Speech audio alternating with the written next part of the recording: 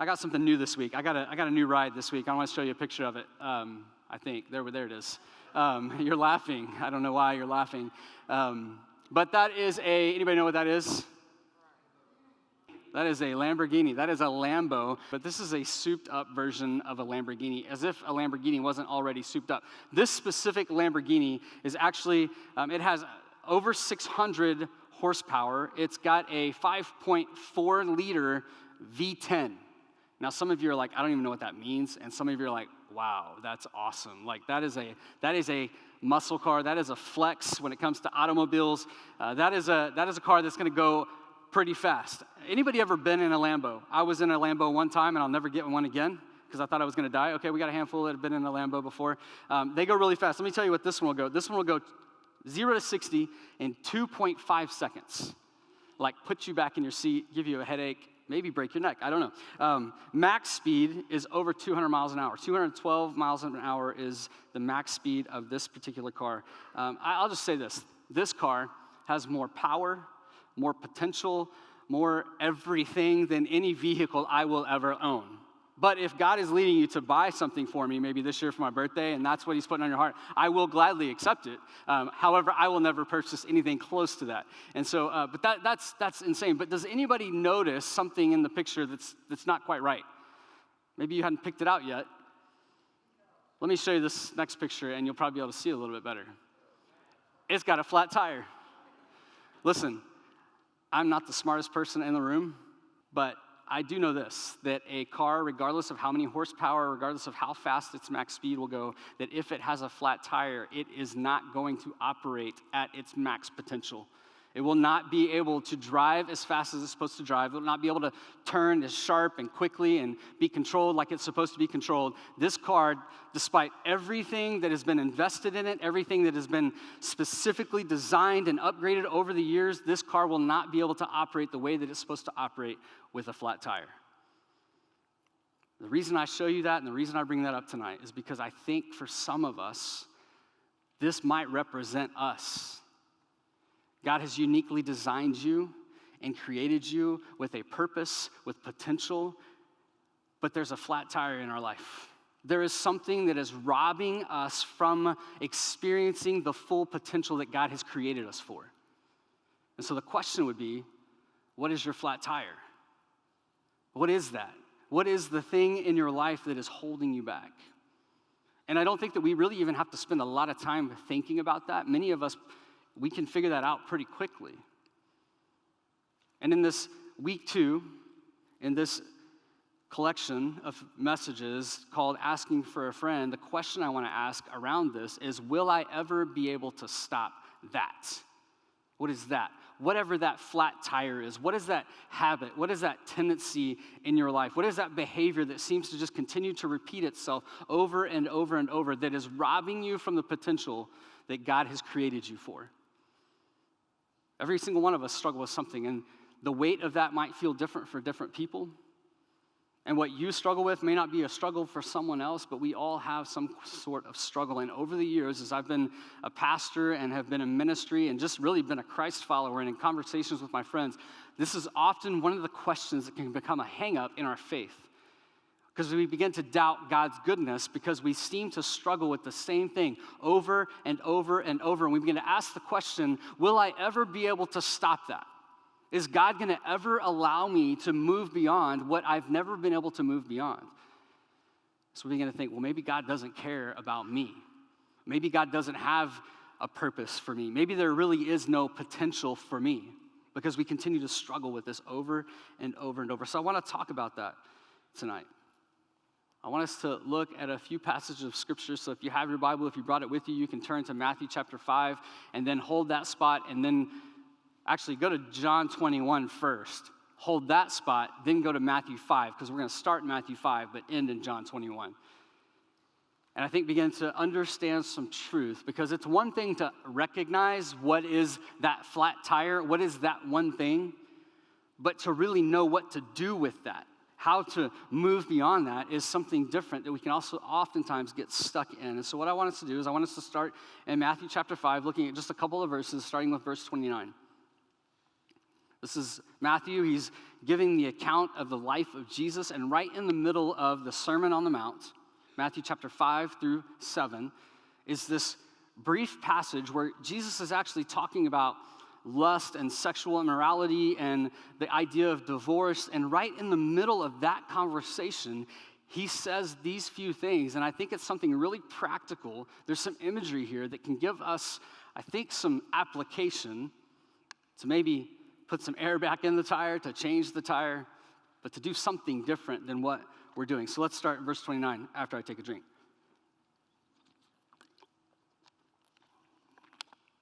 Jesus says, if your right eye causes you to stumble, circle, underline, highlight that word.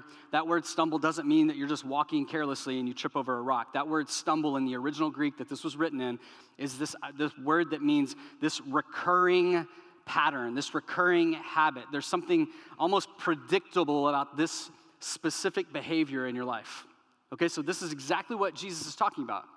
It's something that you continuously struggle with. It's a recurring struggle, a recurring habit. He says, if your right eye causes you to stumble, let me read it in this Bible, because this is, now if your right eye causes you to sin, I was like, man, stumble is not the word I was studying, so that's the wrong verse. Causes you to sin, tear it out and throw it away from you, for it is better for you to lose one of the parts of your body than for your whole body to be thrown into hell. And we're going to talk about hell in a couple of weeks, by the way.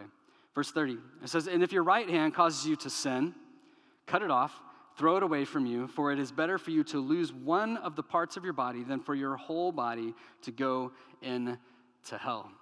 Maybe you find yourself in that place where there is this repetitive habit or behavior that you continue to struggle with. Maybe it happens in spread out spaces. Maybe it's something that happens continuously. It's always continuing to happen, go on, to take place. And maybe it's the struggle of just dealing with the approval of people. And really the approval of people dictates everything that you do. Or maybe it's the toxic relationship that you continue to try to hope is going to get better. Or maybe it's a pattern or a cycle of toxic relationship after toxic relationship after toxic relationship. Or maybe you're just an overachiever.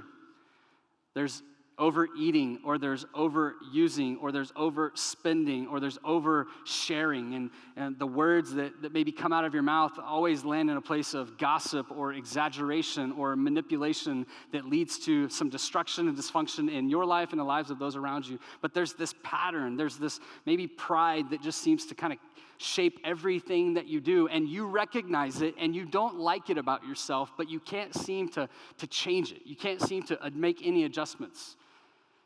This is what Jesus is speaking about, and he gives these really strong words, and I think this idea is if you really want to change, then I think there's some advice in this imagery for us tonight. I think the one thing I want us to really wrap our minds around, if you kind of boiled this down to one sentence, it would be this, that if you want destructive habits to go away, well, destructive habits are overcome by drastic changes. We all have some destructive tendencies and habits in our lives, and many of us are ready to break those. We're ready to see those go away. But maybe we've never really considered the changes that are necessary. And the changes that are necessary are oftentimes drastic. They're significant. It's this idea of being willing to do what maybe you've never been willing to do before, to do whatever it takes to find freedom from whatever that habit is, to begin to experience some breakthrough, to truly find victory over a specific pattern of behavior in our lives. I remember several years ago, before I even moved to Houston, I was still in Dallas and I was a student pastor. I'll never forget this conversation because honestly, I've had a lot of conversations like this one, but this particular person did something different. I think he was willing to do the drastic. He was probably a sophomore in high school, and this student came up to me and he just said, hey, listen, I'm overwhelmed and I'm broken by lust and sexual sin and inappropriate images that I seem to kind of find myself watching at night when I'm by myself. And he goes, I don't want to do this anymore. I know it's not good for me. I know it's destructive, and I know it's shaping some things in my mind that I don't want. He said, but I don't know what to do. And so I sat down with him, and I've had this conversation many times over the years with young men and grown men and adults. And I sat down and I said, man, first of all, I just want to say how proud I am of you for even recognizing it and being willing to talk about it. Because oftentimes, men, we want to insulate and isolate. We don't want anybody to know about the weaknesses or the struggles that we have. And so we just kind of keep that tucked away, and we think, I'm gonna overcome this on my own. But this particular guy said, no, I've got to do something different because that hasn't worked for me yet. And so we began to have this conversation. I told him how proud I was of him, and then I said, man, listen, if you want to really overcome this, there's going to have to be some drastic changes in your life. And he went on to share with me how this was shortly after Christmas. It was like January, February of the new year, and he said something. He said to me that his parents for Christmas had just gotten him a new iPhone, and they had just bought him a brand new computer that was in his bedroom. And so when he told me that, I said, okay, man, listen, you're going to have to take some big steps, but you probably need to tell your parents that you don't need that smartphone, and you need to go back to the flip phone, because flip phones are cool when you're trying to follow Jesus. And you don't need a computer in your room where you can close the door and lock it and be all by yourself. And he's like, man, Wes, how in the world am I going to have that conversation with my mom and my dad? I said, well, start with your dad and talk to him about it first. And if he feels like you need to bring your mom into the conversation, then you guys can do that. But I'm telling you this, they will be proud of you for doing that, even if they don't understand it. But you can't try to make a decision based on what they're going to do in response. You've got to do what you know you've got to do. And honestly, this might be one of maybe two guys I've ever talked to in a conversation like that were willing to take the drastic steps that he took to overcome that destructive pattern before it really got out of control. And I look at his life now, and this guy is a guy of influence. He is making a difference in the lives of hundreds of teenagers now. I mean, it's really unbelievable, but I often wonder, had he not been bold and courageous to step out and have a conversation and take some of the drastic steps, would he really be experiencing what he's experiencing now and influencing people the way that he's influencing people? Because the enemy was trying to get a foothold, and he said, no, that's got to change. And he was willing to make the drastic steps. And so I think there's three components to this. When we think about drastic change in our life, I think we see this in the imagery of this passage we just read. And the first one is that drastic change requires an abnormal response. It requires a different response. Notice what Jesus is saying in this passage. He's saying, man, if your eye causes you to stumble, to sin, to fall into this recurring pattern that's unhealthy for you, then cut it out or cut it off. I mean, this is drastic. I mean, if everything was good with both your hands and both your eyes on Friday, and you show up in the office tomorrow, you show up in the classroom tomorrow, at work, wherever you go tomorrow, and you see all the people that you've seen for weeks and months and maybe even years, and you show up and you don't have a hand all of a sudden, that's weird. That's abnormal. Because nobody just cuts their hand off or gouges their eye out. That is an abnormal thing to do. And if you say to them, listen, they're like, man, what happened to your hand? I didn't know anything. Like, what? I didn't hear anything about that. And you're acting like everything's just normal. And you said to them, well, you know what? Jesus told me to do it. Jesus told me to cut off my hand. Like, that just makes you more weird. That makes you more abnormal. And the reason I say that is I think what Jesus is trying to help us see is that in order to operate in the potential and the life that he has made possible for us, we have to be willing to think differently. We've got to be abnormal in the way that we live. Several weeks ago, I went to eat lunch with a friend of mine, and when we showed up, we went to Willie's Ice House. Now, nobody goes to Willie's Ice House to eat healthy, because there's not really a whole lot there to eat that is healthy. And so we show up, and we've eaten there many times, and we always get like the large chips and queso, and I get the large fried catfish, and he gets different things, and so that's typically what I get. Well, this particular day I showed up, and I decided I was going to make some changes. I needed to work on my health. I needed to start eating a little bit healthier, so I show up, and I ordered the grilled chicken with steamed vegetables and brown rice. And we sat down at the table. I ordered after he did, so he sat down, and I sat down. We didn't have our food yet. They bring this big plate of chips and queso, and he's like, "Hey, man, dig in." I'm like, "Nah, I'm gonna have to pass today." And he's like, "Wait, what?" He's like, "What's wrong with you?" I was like, "Dude, I'm so unhealthy. I've got to get healthier." He's like, "You're unhealthy? What like what?" He's like, "What is wrong with you?" I was like, here's the reason I tell you the story.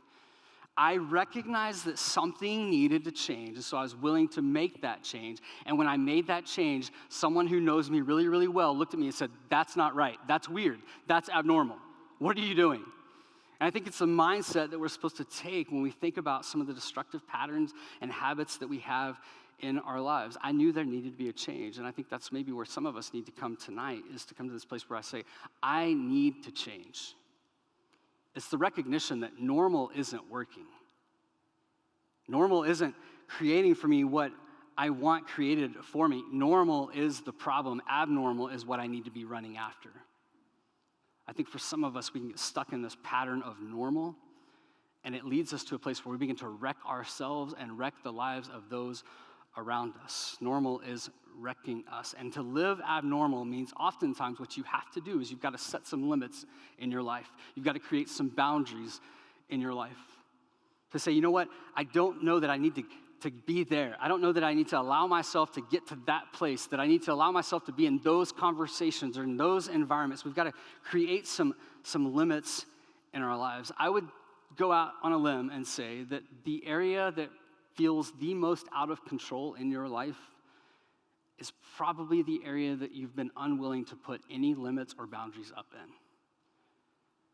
mean, consider that. When you think about some of the things that when you look back on, you think, man, that's not what I wanted to do. That's not what I intended to happen, but yet it continues to happen over and over and over. You probably don't have a lot of boundaries set in that specific area. We don't like boundaries. We want to do whatever it is we want to do, no matter what the area is. Nobody wants to wear a seatbelt until they realize that a seatbelt would have kept them in the car accident that they were in. But sometimes there's oftentimes an opportunity to recognize the value of the limits or the boundaries before we ever actually need those limits or boundaries. I was talking to a guy a couple years ago, and this is another conversation I've had with guys over the years, that especially guys who maybe didn't grow up in church and did not grow up understanding what it looked like to live in a God-honoring relationship with the opposite sex. And so they would, oftentimes this conversation goes to a place where it's like, hey man, I'm in this relationship with this person that I care about, and man, for whatever reason, it just always seems to go physical. And I know that that's probably not God's best for me, and so I don't know how to not let it get physical. And the conversation has to stop right there. It says it's because you're thinking normal about this, because this is the way that everybody else is thinking about this. And so the step is to think abnormal, and so to put up some boundaries or some limits. And so I always begin to ask questions in those conversations of like, okay, so you're saying that it always seems to get too physical. Well, why is that? I don't know, man. It just seems like it's what's supposed to happen, and it's what feels right. Okay, well, where is that happening? Like, how do you guys spend your time? When you're together, what is it that you spend your time doing? It's like, well, most of the time we go out to eat, or we'll go watch a movie, and then we'll go back to her place, or go back to my place. Okay, so late at night, alone, it's probably dark, put on a movie that you really have no intentions of probably watching, and things get out of hand. And you cross lines you said you wanted to stop crossing. He's like, yes. Why does that happen? Well, you've got to set some boundaries. Like, stop going to her place or your place and go to a coffee shop. Go spend some time in the coffee shop. Go spend some time in a place in public with other people. Because last time I checked, no one's going to coffee shops and taking off their clothes. Nobody's showing up and is like, hey, I'm just here for the latte. Like, that's just not, like, set some boundaries. And you're like, man, that's weird though, Wes. Like, we should be able to spend time by ourselves. And yes, that's true, unless it's leading to things that you know are destructive for you, for the relationship, and for who God has called you to be. So we've got to create some boundaries, and we think in that sense. We think, okay, well, boundaries feel restricted, and doesn't God want us to be free? He wants me to live in freedom. And so we begin to think, well, boundaries take away my freedom, but actually boundaries, limits, bring freedom. We have a new dog in our house. He's almost 7 months old. I've got a picture of him because I've talked about him before, but you maybe have never seen him. That's Trooper. He's a 7-month-old golden doodle. There's nothing about that dog that is scary. In fact, this dog is scared of everything. A couple weeks ago, I walked back into my bedroom, and he was laying on the floor in our living room, and Brandy, I think, was in the living room. The boys were probably upstairs, and all of a sudden, he starts barking, and it's more of that bark of like, somebody's in the house that's not supposed to be in the house. Well, he was barking towards my bedroom, down the hall where I was. So he thought there was a stranger in the house, and I was like, man, this dog And so I like peek around the corner, and he is angry. He's more scared than angry. And I was like, all right, because this is just what I do. I'm an evil human being. And I decided, okay, you're scared. Let me make sure you're scared. And so I let him bark for a minute, and then I ran around the corner, barking back at him. And that dog tucked his tail and ran so fast. I think he almost died as he started running. And I was like, Trooper, like you're not going to protect this family. And then, to make things worse, about a minute later, I'm like, what's that smell? And I looked at Brandy, and I was like, do you smell that? She's like, yeah, it smells like fish. That's just, what is that? And I'm like, I don't know. So I'm like looking in the trash, I'm looking at the garbage disposal. I'm like, when was the last time we had fish? I don't know what's going on. And then I Googled, do dogs smell like fish after they're scared? I literally Googled that, and I learned something that most of you already know, which is why you made the groans just a second ago, that they express themselves when they're scared. Well, I didn't know that. I know now, and I'm not scaring Trooper anymore, because that was disgusting. I tell you that story because, listen, I set that up because if I was to tell you, you know what? I want that dog to have the best life it could have. So here's what I'm going to do. I'm going to let Trooper run free tonight. We're going to open up the front door, and I'm going to say, Trooper, run and be free. See ya. Have fun. Come back when you're hungry. Like, nobody thinks that's a really good idea. You are setting that dog to have the best life it could possibly have. You are setting him up for that. Nobody's saying that that's probably the case. You're thinking, man, Wes, you're a fool. That dog's going to die. That's a dangerous option because boundaries and limits and the confines of our home and our yard are better for him. He actually experiences more freedom in the boundaries of our home. I mean, think about it the next time you're driving over an overpass, because Houston has some massive overpasses that are way too high in the air. And every time we go over one, I get nervous because I don't like heights. But I always have this thought. Thank goodness for the guardrails. Because I'm willing to drive over them, and I'm willing to drive over them 85 miles an hour, just like you do. Don't judge me. I've seen some of you drive. Think about that next time you're driving over that overpass, though. What if those guardrails weren't there? How fast would you drive? You probably still wouldn't go 85. It would start to limit you. It would restrict you from doing maybe what you think you deserve to do. The same is true, and I think this is what Jesus is wanting us to see. So we've got to take on some abnormal responses in the way that we live our lives in response to the things that we're doing that we know are destructive for us. But not only that, drastic change requires a permanent decision. Jesus is talking about this idea of gouging out your eye or cutting off your hand if it's causing you to sin. Well, that's drastic. It's also permanent. Like if I decided, hey, Brandy, you know what? It's time for the eye to go. It's causing me problems. It's just got to go. But hey, listen, be careful as you cut it out. And could you put it in a Ziploc so we can put it in the freezer just in case I want to put it back in? Like this is a permanent decision. There's no just giving this a try. And I think oftentimes we struggle with making the change that God is prompting us to make because we're trying it instead of deciding to do it, instead of committing to something permanently. I mean, think about marriage for a second. Marriage is a permanent decision. Nobody got down on a knee one day and said to the love of their life, listen, I have decided that I want to give this marriage thing a try. So let's try this. And if it goes well, great. If it doesn't, hey, we can just go our separate ways. So, hey, will you marry me? Like, nobody did that and had any success in receiving the only answer you want in that moment, which is yes. I mean, if it was till disappointment do us part, like, listen, I'm done at the rehearsal dinner. Because as soon as the music starts coming on and this white boy starts dancing, there's disappointment in the room for my wife. I promise you that. And she's like, man, I'm out on this deal. It's a permanent commitment. It's a permanent decision that we are making. The great philosopher Yoda said it like this: do or do not, there is no try. You're welcome. May 4th is coming. My point is do it, don't try it. I think oftentimes we justify what we're doing because we say, you know what, I tried to make that change, but we really didn't commit to making that change. It's a permanent decision that we make, which leads to the last thing. Drastic change requires a painful commitment. Jesus, as he's talking about this was not in a day and age where they had anesthesia and skilled surgeons. So when he's talking about gouging out your eye or cutting off your hand, this would be an incredibly painful procedure. This would be incredibly uncomfortable. You would be fully conscious, and he says, cut it off. What?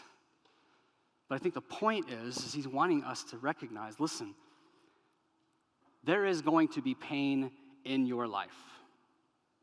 But you get to choose, will it be pain on purpose or will it be unnecessary pain? And what Jesus is saying, he's saying, hey, listen, if you want to move beyond the continual struggle and this habit, this tendency, this specific behavior that you know is destructive, then you might have to be willing to embrace some pain in order to overcome that and stay committed to it even when it gets painful. Last week I told you a ridiculous story where I had to take off a lot of my clothes, so I thought I'd follow it up with another story where I had to take off a lot of my clothes when I went to the dermatologist a few years ago. I don't know if you've been to the dermatologist, but me and the son have an abusive relationship, and so I need to go to the dermatologist to have my skin checked. Well, I had gone several years without going, and I knew it was time to go, and I was really nervous about it, but this was back in 2018, and I just made some decisions. We got to get healthy, got to make sure we're healthy, so I remember going in, and man, to make things even worse, is to walk into a dermatologist's office where, like, the nurse who comes in and hands you the gown and says, hey, take this and take all your clothes off except your underwear and put this gown on, which is super flattering. But when the nurse that hands you that also says, wait, aren't you from my church? Like, that's not a good time. That is not a good time. That was incredibly uncomfortable. And then I'm walking out, and another lady goes, Wes, I know you. You go to my church. I'm like, I just need to get out of here. This is not cool. But I tell you that because I was sitting there that day, and I remember the doctor came in, and I was really nervous, and she starts to look at my body. And I'm talking about, like, when she's looking at my body, she is looking at my body. She's checking out places I've never even looked at before. She's looking between my toes. She's looking everywhere. Incredibly uncomfortable, incredibly vulnerable. And then she tells me, she goes, you know what, there's 3 spots. There's 2 on your back, and there's 1 on your leg that I'm a little bit concerned about. She says, they could be precancerous. They might be cancerous, but the only way we're going to know, we're going to have to cut those out. You know what I didn't say in that moment? I didn't say to her, you know what?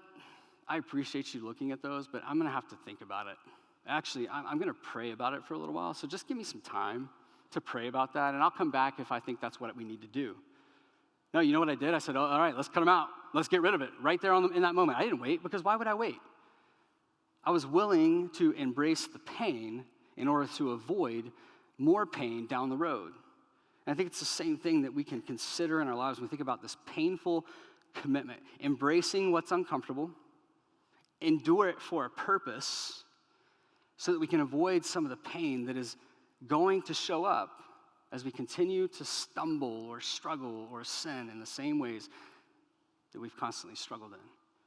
I know these are difficult steps to take, but I think if we continue to allow ourselves to operate in this way, we're going to get to a place down the road where the pain is going to be so completely overwhelming that it's going to really feel like there's no comeback from that. And so I don't know what the drastic change is for you. Maybe it's this painful process of ending that toxic relationship. And yeah, there's some memories, there's some good things about the relationship, but you know that the dysfunction and the toxicity of that relationship is so significant, and you're already carrying some baggage from that. So maybe the step is to say, you know what, I've got to draw a line today, and this has got to end. And that's going to be incredibly painful, and it's going to feel like maybe you've even wasted some of your life in this relationship. But it might be what prevents you from carrying even more baggage and more wounds down the road. Maybe the most important thing you can do, if that's the situation I'm describing for you, is to not just end that relationship, but to circle a date on the calendar a year from today, April 24th, 2024, and for that year, you don't focus on finding the right person. You focus on becoming the right person, becoming everything that God has called you to do as you make these drastic changes, and then watch him begin to work in your life. Maybe that's the move that he's calling you or calling some of us to take, something similar that's incredibly painful and difficult. But here's what I know, that you and I will not change until we are completely convinced that the pain of staying the same is far worse than the pain of change. We've got to come to this moment where we're real with ourselves and call it for what it is and say, I'm drawing a line in the sand. This is as far as I'm going to let this go. And here's what I know, that as you do that, you'll begin to see that there's something in us, even when we begin to make those changes, there's still something in us that feels broken, which reveals the greater need for Jesus. Because here's the truth. Some of you are sitting here and you're thinking to yourself, why is it that I feel stuck, that I can't overcome this in my life? Why is it that God would let me be in this place to struggle with this? Doesn't he even care? But what if you being stuck in that place where it feels like he doesn't care is it actually exactly where he wants you to be, to recognize that you don't have the power to completely overcome it by yourself, and it reveals and exposes your need for his help in your life. So rather than leading us to a place of doubt, it leads us to a place of confidence that he does care. And as we create this space and embrace the pain and the drastic measures that it takes to create this space, we see him begin to work. We see this in the life of Peter, and I'll jump into the life of Peter quickly as we kind of land the plane on this evening. But if you know anything about Peter, I taught about the story of Peter, I think the very first Sunday service that we had back in January for Church Story. But I want to go back and reflect on that for just a moment. If you don't have to turn there because I told you to go to John chapter 21, but I'll just read it to you. In Luke chapter 5, this is where we first learn about Peter, Simon Peter, and his first encounter with Jesus. Peter, who would eventually go on to be the leader of the early church. The reason that you and I are sitting here today is from some of the efforts of Peter and the other disciples. Well, this Peter is out fishing one day with his friends, and they're not catching any fish, and so they come back in, and they're cleaning up all their things, and they're exhausted, and then Jesus shows up on the shore, and he says, hey guys, listen, you didn't catch any fish, did you? Here's what I want you to do. I want you to go back out. Now, that's a big deal. That's inconvenient. That's uncomfortable, because if you've ever fished, there's a lot of work that goes into fishing, especially on the back end of the trip. You got to clean up everything, especially back in those days. They didn't have power washers and all that. So, I mean, this was a lot. Jesus shows up, he goes, hey, go do this. Embrace the uncomfortable. Go back out on the water. And when you get out there, don't throw your nets over the same side you've been throwing them over. Throw them over on the other side. And then look what Peter says in verse 5. It says, Simon responded, Simon being Peter, responded and said, Master, we worked hard all night and caught nothing, but, that's another big but, I will do as you say and let down the nets. In other words, Jesus, if you say so, I will. I don't know that Peter really even understands what he's saying in this moment, but I think we see this come full circle at the end of a story. But I think this is something for us to maybe consider. Jesus, if you say so, I will. I will do as you say. See, I think sometimes in our lives as Christ followers, maybe you're somebody who's been in church for a while, you can begin to adopt this mindset of, I need to stop doing this, or I need to adjust this behavior in my life because of what other people might be thinking about me. And what we actually do is we begin to consider people as more valuable than God being more valuable, because we care more about what people think than what God thinks. And so we're not making any adjustments in our lives because of what God might think is not okay with what's going on in our lives, but because of what if we get caught, or what will people think, or how distraught will my family be if they find out this is true about me, and then we let that become our motivation. But what Peter is saying in this moment, he's not saying, but Jesus, they're going to think I'm a fool. He says, Jesus, if you say so, I will. And then he begins to follow Jesus. They spend about 3 years together, and Jesus is performing miracles. Peter gets to walk on water. They come to this moment at the end of the life of Jesus, and they're sitting around a dinner table one night, and Jesus is predicting his death. He's predicting that he's going to be arrested, and he says, you guys are basically going to all flee. Y'all are going to desert me.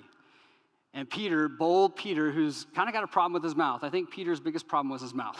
He was impulsive, and he would say things before he thought about what he would say. And Peter says, no, Jesus, listen, all these other fools, they might turn their back on you, but I will not deny you. I will not turn my back on you. And Jesus says, you're right, you won't, but you will, and it'll happen 3 times. And Peter's like, no, there's no way. You know how the story goes. Shortly after that, Jesus is arrested. He's put on trial. He's being convicted of fraudulent crimes. And Peter that night is near a charcoal fire, and a little girl comes up to him and she says, wait, aren't you one of the ones that knows that guy? And Peter's like, no, I don't. She goes, no, I think I've seen you with him. Aren't you hang out with Jesus from Galilee? And he's like, no, I don't. And then she asks him a third time. He says, no, listen, I don't know the bleepity guy, all right? Like he's got a cussing problem. And so he says, listen, I don't know him. Stop talking to me about this guy. I don't know that guy. And he does exactly what Jesus says he would do. And it's got to be a moment for Peter where he thought to himself, I cannot believe what I just did. I did exactly what I said I wouldn't do. Jesus loses his life, and then there's this few days where Peter's got to be struggling, wrestling with the reality of losing his closest friend, but also dealing with the guilt of turning his back on Jesus in his most critical moment. And then we find ourselves on the scene in John chapter 21, starting in verse 3, and look what it says. Simon Peter said to them, I am going fishing. They said to him, we are also coming with you. They went out and they got into the boat, and that night they caught nothing. Sounds like some of my fishing trips. But when the day was now breaking, Jesus stood on the beach, yet the disciples did not know that it was Jesus. So Jesus said to them, children, you do not have any fish to eat, do you? They answered him, no. What was Jesus doing in this moment? Well, he's pursuing them. He's running after them. He's coming to see them, but he asked them a question that he probably already knew the answer to because, hello, he was Jesus, fully God, fully man. You haven't caught any fish, have you? And they're like, no. Why is he asking them a question that he already knew the answer to? Because he was giving them an opportunity to be honest with themselves. Because sometimes he wants that for us. He wants us to come to grips and to be honest with ourselves and say, you know what? This isn't what I need it to be. I had different expectations, and even my own expectations haven't been met because I continue to struggle with some of the same things. So Jesus shows up on the scene for this moment to be real and to create some vulnerability. And then, as this is going on, it says, and he said to them, cast the net on the right-hand side of the boat, and you will find the fish. So they cast it, and then they were not able to haul it in because of the great quantity of fish. Now, this has happened before. This is the second time. So in this moment, it's like, oh, light bulb moment. The disciples realize who it is that's talking to them. Now, listen, they didn't know that he had come back. They didn't know that he was alive. They're struggling to recognize and come to grips with everything that had happened in the life of Jesus. So now their friend has shown back up, and he's alive, but he was dead. And so as this happens, look what it says in verse 6. And he said to them, or in verse 7, he says, therefore, that disciple whom Jesus loved said to Peter, it is the Lord. So when Simon Peter heard it, that it was the Lord, he put on his outer garment, for he was stripped for work, and threw himself into the sea, which is kind of crazy. Why would he throw himself into the sea? Well, maybe he just was so overwhelmed in the moment that there's Jesus. I used to read the story and I used to think, well, why is he doing that? He's got to be ashamed of himself. I really think that what Peter was doing, he jumped into the water because he was excited to see Jesus because he thought he was dead. But I think he truly believed that Jesus probably didn't know that he had actually denied him 3 times because Jesus died. So he jumps into the water, and then in verse 9 it says, so when they got out on the land, they saw a charcoal fire already made and fish placed on it and bread. Now, this is significant because maybe Peter in this moment thought, maybe he doesn't know. We're just gonna make everything okay and everything's gonna be fine, but Jesus is alive, this is great, this is fantastic. And there's the charcoal fire. Well, the last time we heard about a charcoal fire was in John chapter 18, which is on the scene where Peter denied Jesus 3 times to a little girl, just as Jesus had predicted. And so I had to believe that in that moment when Peter began to smell the smoke from the charcoal fire, it took his mind back. And he thought to himself, he knows. He knows. And guilt and shame and regret all began to probably flood his mind. And then him and Jesus began to have a conversation with the other disciples, but in that moment, he recognizes that Jesus probably knows that I've failed and I did what I seem to always do. I always let my mouth get me in trouble. And then Jesus says to him in verse 15, they begin to have breakfast. At the end of breakfast, it says, now when they had finished breakfast, Jesus said to Simon Peter, Simon, son of John, do you love me more than these? He said to him, yes, Lord, you know that I love you. He said to him, tend my lambs. And then in verse 16, you see the same thing happen. He said to him again, a second time, Simon, son of John, do you love me? He said to him, yes, Lord, you know that I love you. He said to him, shepherd my sheep. Verse 17, he said to him the third time, Simon, son of John, do you love me? Peter was hurt because he said to him the third time, do you love me? And he said to him, Lord, you know all things. You know that I love you. And Jesus said to him, feed my sheep. When I was younger and I read this story, I oftentimes would think, man, why is Jesus being so mean to Peter? Like, he's just rubbing his face in the dirt. But he's not, because if you read it and you consider what Jesus is saying, he says, do you love me? Yeah, are you sure? That's not what he's saying. He's saying, Peter, do you love me? Then feed my sheep. He's saying, hey, Peter, do you love me? And then he's pointing to the future. You see, this would have been mean to Peter if Jesus had showed up and said, hey, Peter, listen, do you love me? And Peter said to him, you know I love you. And he goes, well, just a few days ago, it didn't really seem like you loved me. If we want to get real, Peter, let's just think about that situation. Like, dude, she was a little girl. Like, that would have been mean. That's not what Jesus does. Jesus shows up and he goes, listen, Peter, do you love me? And he says, yes, I do. What is that? Here's what I think Jesus is doing in this moment. It's a call back to the purpose that Peter had on his life. He's restoring that. He's saying, do you love me? And Peter's like, yes. He goes, okay, then let's go. It's time.